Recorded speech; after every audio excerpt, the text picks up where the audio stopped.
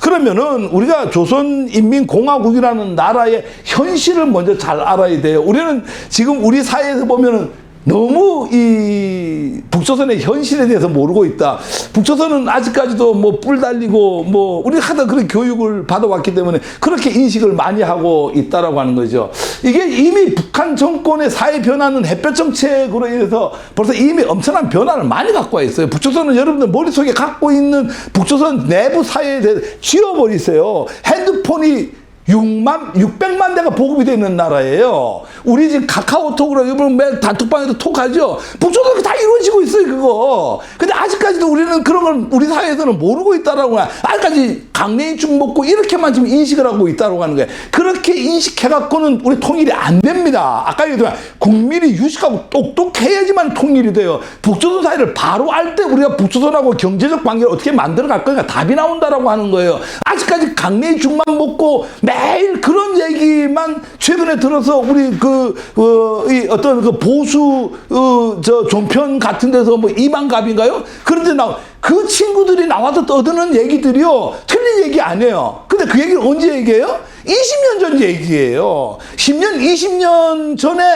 이 북한을 나와갖고 중국에서 10년간 떠돌이 생활을 하다가 한국에 들어온 친구들이에요. 그때하고 엄청나게 틀립니다. 결론 얘기할게요. 김정은이라고 하는 지금 위원장은요, 자본주의를 아는 친구예요. 스위스라고 하는 자본주의 국가에서 그 동생하고 몇 년을 살았어요. 자본주의가 뭔지를 알아요. 지금의 이 북조선 체제는 이미 자본주의 체제로도 초기 자본주의 국가를 형태를 이루고 있는 나라예요. 그런데 아까 대한민국 국민들만 강냉이죽만 계속 먹고 모든 거를 거기에 기조를 맞춰갖고 생각을 할 때는 통일이 이루어지지 않는다라고 하는 부분을 여러분들이 먼저 알아야 돼요. 내부 변화가 엄청 많이 이루어졌다라고 하는 거예요. 햇볕 정책이 들어갔죠. 햇볕 정책이 들어가니까 우리가 남한에서 일어나는 문화가 다 들어가고 이러죠. 그래서 나온 결과는 뭐야? 이미 결과는 나왔잖아, 햇볕 정책이요. 아직까지 햇볕 정책이 성공이다 실패다 갖고 얘기하는데 그럴 필요 없어요. 지금의 수많은 탈북자가 왜 나왔어요?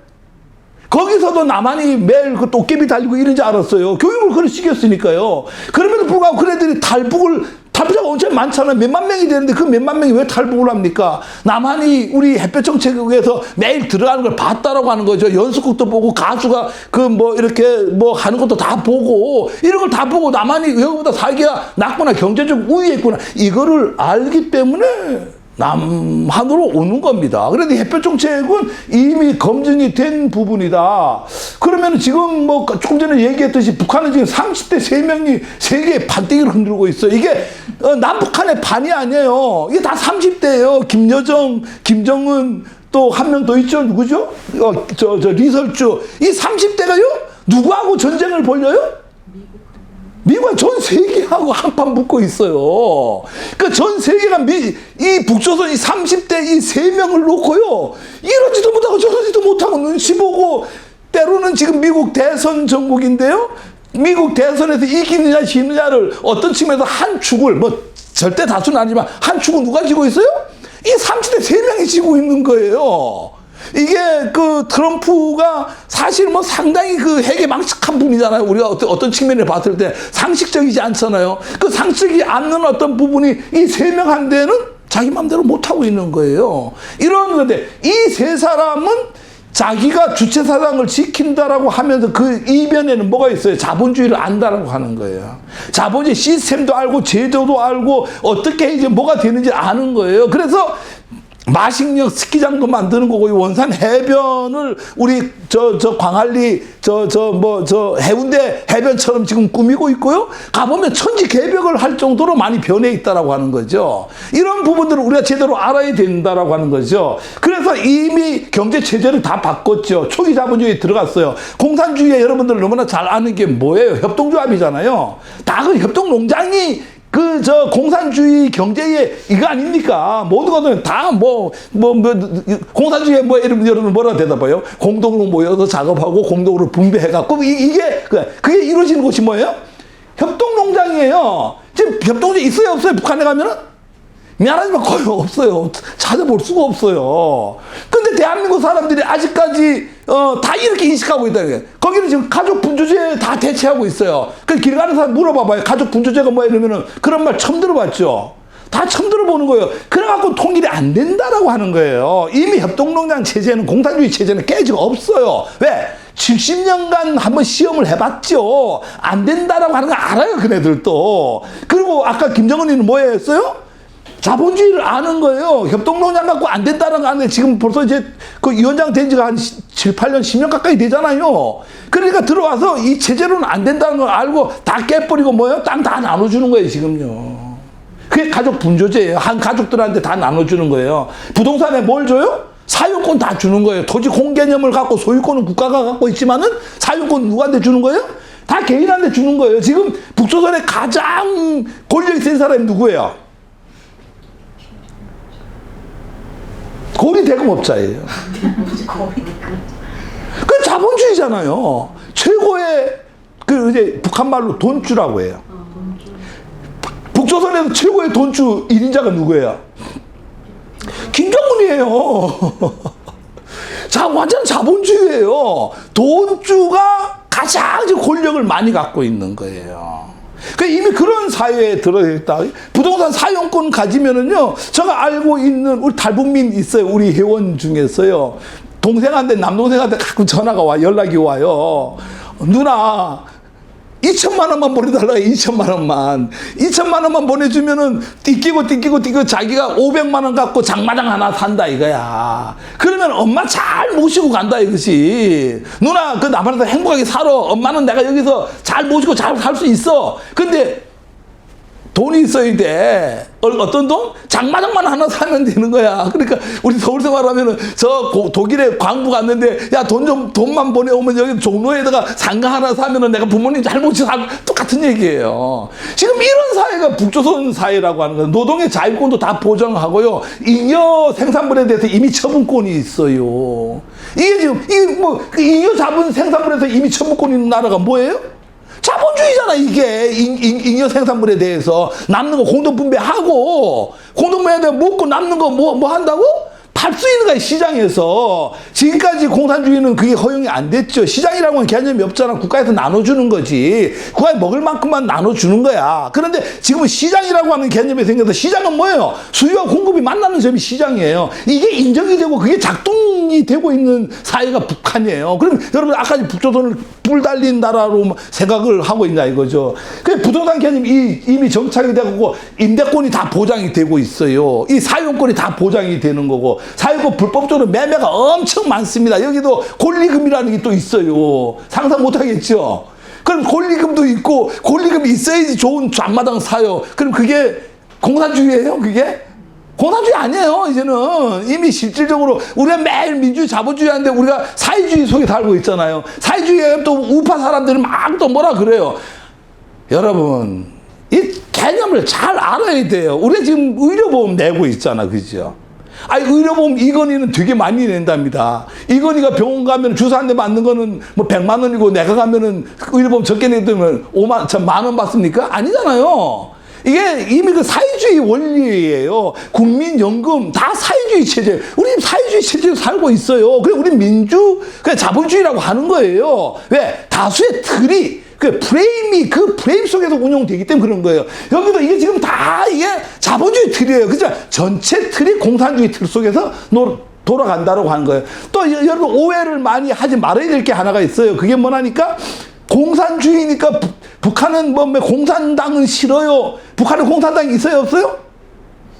내 이름 물으면 다 고민스러워요. 다 길 가는 사람 물어보면 공산당이 있나? 여러분들은 아무 생각 없이 북한은 공산당이 죄송한데 북한은 공산당이 없어요. 러시아하고 진화는 공산당이 있어요. 북한은 뭐가 있어요? 노동당만 존재해요. 45년 9월 며칠 날인가요? 공산당이 창립합니다. 48년도에 9월 9일 날 없애고 뭘로 바꾸죠? 노동당으로 바꿔요. 이 얘기를 하게 되면 너무나 재미있어요. 이게 진화의 군사력하고도 관계가 있고 여러 관계가 있는데 결론은 뭐냐니까 공산당은 북한에는 없어요. 북조선에는 노동당만 존재를 합니다. 그래서 자꾸 이거 모르고 막 뭐 외치고 떠들고 좀 하지 말아달라. 이거 뭐 얘기하면 너무 긴 얘기가 되니까요. 이 포전 담당제라고 하는 거에서 일정부 주신다. 1,000평이에요. 주면은요, 이 개인한테 일정부 주면은 이 일정부 받은 사람은 뭘 해요? 3,000평이에요. 3,000평. 일정부 받은 사람은 사람 고용할 수 있어요. 이 공산주의예요, 이게? 협동농장이에요? 고용을 한다고요. 몇 명? 아니, 지 맘대로 15명까지 지 맘대로 고용해요. 그래서 생산하죠? 생산해갖고 다 또 나눠주는 거예요. 나눠주고 인력 생산부를 뭐 한다고요? 시장이 팔아요. 시장은 주요와 공급이 만나는 곳이라고 그랬잖아. 이건 자본주의 원리예요. 공산주의에서 택도 없는 얘기죠. 그 택도 없는 게 지금 하고 있는 거예요. 일종의 세금만 국가에 뗍니다. 생산된 양에. 이게 포전 담당제는 실행한 지가 오래됐는데 길거리 가는 사람 보고 북조선에 포전 담당제라는 게 있는데 그게 뭡니까? 이러면 아는 사람이 한 명도 없다라고 하는 거예요. 그러니까 우리가 북조선에서 이렇게 몰라갖고 뭐 통일을 하겠어요? 뭐 상대를 알아야 통일을 하든지 말든지 하죠. 이 포전 담당의 고용제도가 활성화돼. 고용제도가 있다라는 얘기는 뭐예요? 공산주의는 고용제도가 없죠. 국가가 다 고용이잖아. 고용제도를 활성화하고 세금을 제외하고 세금을 낸다라는 얘기는 무슨 얘기예요? 이게 자본주의의 체제예요, 이거는요. 그래, 초기 자본주의를 하고 있다. 장마당 얘기가 너무, 이게 제가 뭐 자료가 많이 있는데 시간의 한계 때문에 지금 장마당이요. 제가 여기 436개인데요. 공시가가 지금 980몇 개까지 제가 지금 파악을 하고 있어요. 현재. 요게 지금 1년 전 거거든. 2년 전 자료거든요. 근데 지금 최근에 제가 파악한 자료가 한 1,000개가 됩니다. 그러면 이 지금 현재의 모든 자본의 원리는 장마당을 통해서 이미 돌아가고 있다. 장마당은 아까 얘기했잖아요. 시장의 원리, 수요와 공급이 그 속에서 이루어지고 있고 가치가 만들어진다라고 하는 거죠. 공급이 적으면 가격이 올라가고 이런 건 너무나 잘 알잖아요. 우리는 자본주의 시장에 살았기 때문에 이런 사회 속에서 살고 있어요. 그래서 시장 네트워크 형성되고 상금융업자가 등장을 하고요. 경제 구조가 배급 구조보다 시장 경제에 다 의존합니다. 아직까지 배급 주나요? 그럼 뭐 예를 하나 들어줄게요. 우리 아파요 몸이. 공산주의는 어떻게 돼요? 국가가 다 고쳐주잖아요. 죄송하지만 안 고쳐줘요. 병원이 있죠. 국가에서 운영하는. 가면은 뭐만 해주는지 알아요? 진찰해야지, 진찰. 진찰해주면은 주사를 맞아야 돼. 이러면은 주사 약을 어디가 사와야 돼요? 장마당 가서 사와야 돼요. 본인이 가서. 이해 가세요?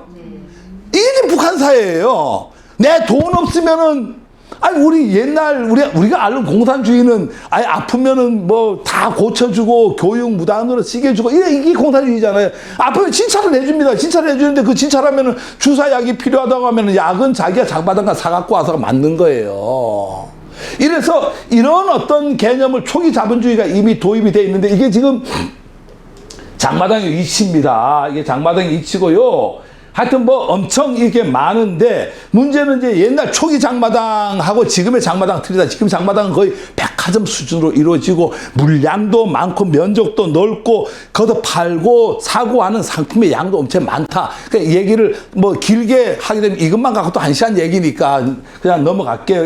이게 초기 장마당이에요. 이 사진 보시죠. 초기에는 건물도 없고 이렇게 초기 장마당인데 이게 이제 그 다음에 장마당인데 상품 시장이 있는데 이게 넘치니까 바깥에까지 이렇게 나와갖고 있다가 지금은 어떻게 돼요? 이게 완전히 백화점 같잖아. 그죠?